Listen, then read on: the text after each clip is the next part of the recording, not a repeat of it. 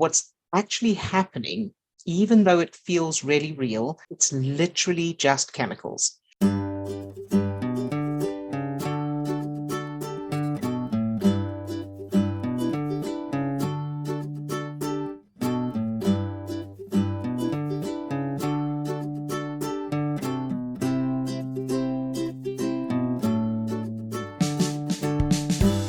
All right. Hello, everyone. Welcome back to Live Support with Odille for changing negative implicit childhood memories using the Remmert Method.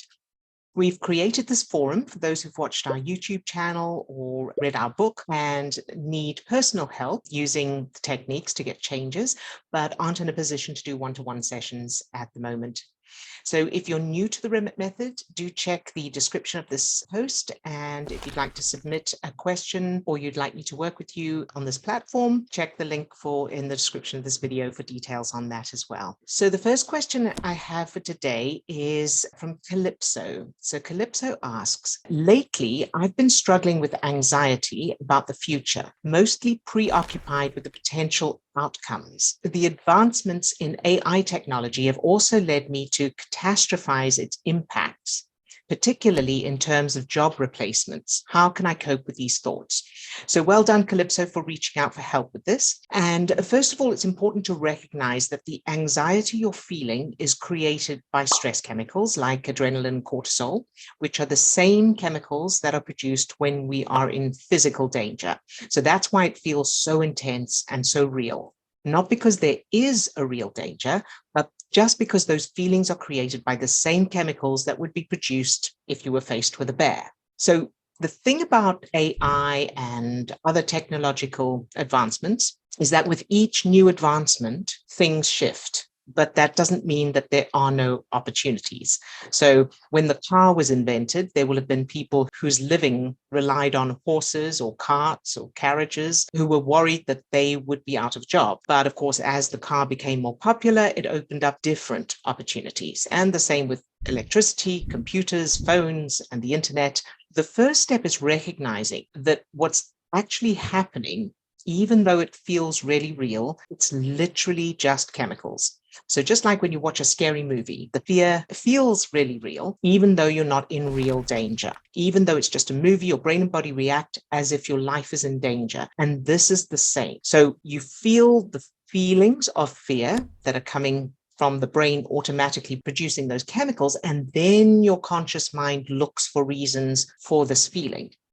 The effects of those stress chemicals are creating those feelings in your body. Your brain is going, AI and all of the things that it means, there won't be any jobs. And so it's coming up with reasons, but it's not that those reasons are a real threat. It's just because of those chemicals creating that state of emergency in your brain and body. So the first step is recognizing that. The second step is doing whatever it takes in the first instance to bring down that level of stress chemicals by changing your focus and doing things that feel good in the moment. Now, it's important to realize that you won't feel like doing that.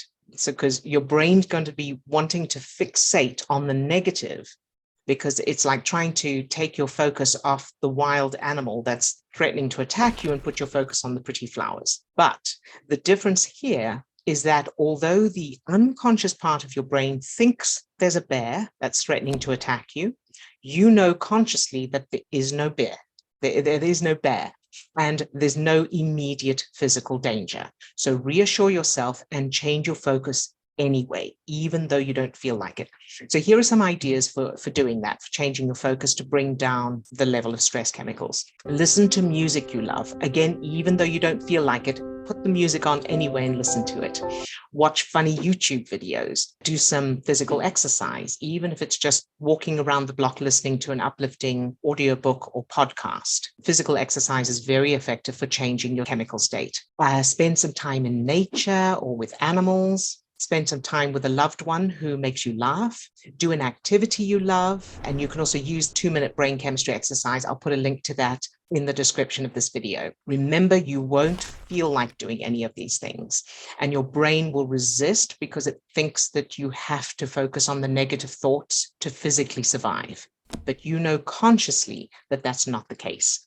So keep reminding yourself it's like watching a scary movie. It feels real, but it's not. And then the third step is for once you've already brought down that level of stress chemicals and are feeling less triggered. So that's when you can do some detective work to find out which childhood memories are creating the state and then change them. So pause this recording now to do whatever it takes to bring down those stress chemicals in your system. And then when you're feeling better, come back to this video and move on to step 3. Welcome back. And step 3 is start by answering yourself. What's the worst thing about this situation or the future that I'm worried about? And then ask yourself how that feels. And then, of course, where in your childhood did you feel that same feeling? Remember, it may be a different topic. So it probably won't have anything to do with jobs or AI. It'll be a different topic, the same feeling. And then, of course, change those childhood memories to the opposite, positive and empowering. And I'll put a link to the step-by-step video for changing memories in the description of this video for those who are new. And then establish those new memories by repetition with feeling. Another little tip is that whenever you start to find yourself feeling that anxiety or you find your mind wandering to the worst case scenarios and the things you're worried about, see that as the child in you who's frightened. So the fear you're feeling is coming from the child in you, and answer that child the way you would if you had a real child with you. So reassure her. So if there was a real child with you and they were frightened of the dark, for example, you wouldn't join in with them and go, I know it's terrible. The dark is so scary. There could be monsters. You would reassure the child and go, it's okay, sweetie. I know the dark seems scary, but there's nothing dangerous there. You're going to be okay. Look, let's play a game. You would reassure them and try and make them feel better. So do that for yourself as well. So I hope this helps, and let me know if you need more suggestions or you need clarification on anything.